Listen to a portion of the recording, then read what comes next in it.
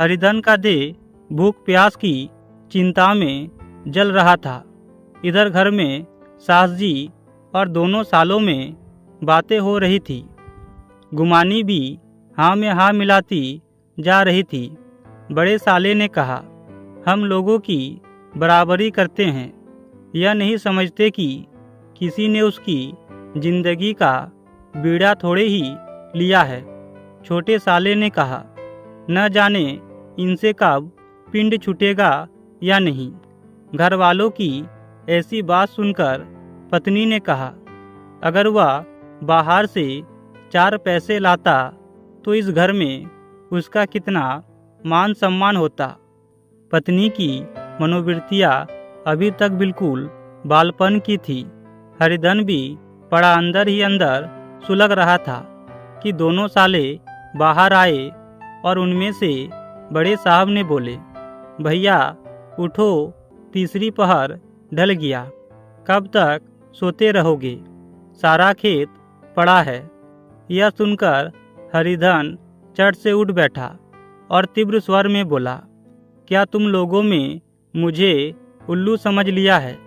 मेरी भी आंखें हैं, अंधा नहीं हूँ ना बहरा ही हूँ। छाती फाड़कर काम करूँ और उस पर भी कुत्ता समझ जाऊँ, ऐसे गधे कहीं और होंगे। यह सुनकर दोनों साले हक्का बक्का हो गए। इस पर बड़े साले ने कहा, तुम्हें किसी ने यहाँ बांध तो नहीं रखा है? अगर तुम यह चाहो कि जन्म भर पहुने बने रहो और तुम्हारा वैसा ही आदर सत्कार होता रहे तो हमारे बस की बात नहीं है।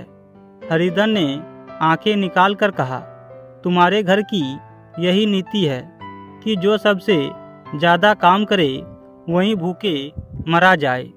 यह सुनकर छोटे साले ने कहा, अम्मा भी आई थी, तुमने कह दिया मुझे भूख नहीं है तो क्या करती, और क्या तुम लड़कों की बराबरी करोगे?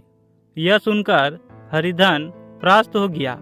बुढ़िया के एक ही वाक्य प्रहर ने उसका काम तमाम कर दिया। उसकी तनी हुई भवी ढीली पड़ गई, आंखों की आग बुझ गई। किसी आहत मनुष्य की भांति वह जमीन पर गिर पड़ा। इस पर उसकी पत्नी ने कहा, कब तक कोई तुम्हारे लिए बैठा रहे, कितने दिन तक ना खाओगे?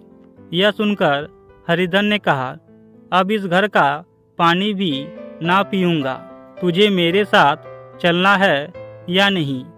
यह सुनकर उसकी पत्नी आपत्ति के भाव से बोली, तुम बताते क्यों नहीं कहाँ जा रहे हो?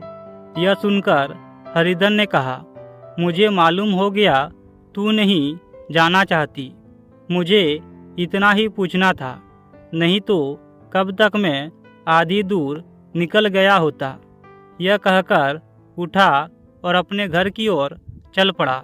उसकी पत्नी पुकारती रही, सुन लो, पर उसने फिरकर भी ना देखा और 30 मील की मंजिल हरिधन ने 5 घंटों में तय की।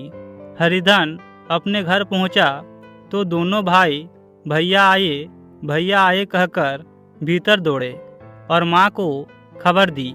उस घर में कदम रखते ही हरिधन को ऐसी शांत महिमा का अनुभव हुआ, वही घर जिससे वह एक दिन विरक्त हो गया था, अब गोद फैलाए उसे आश्रय देने को तैयार था। हरिधन का नीरव लंब मन यह आश्रय पाकर मानो तृप्त हो गया। शाम को बीमाता ने कहा, बेटा तुम घर आ गए, तुम्हारे धन भाग, अब इन बच्चों को तुम ही पालो। माँ का नाता न सही, बाप का नाता तो मिलेगा। मुझे एक रोटी दे देना, खाकर एक कोने में पड़ी रहूंगी।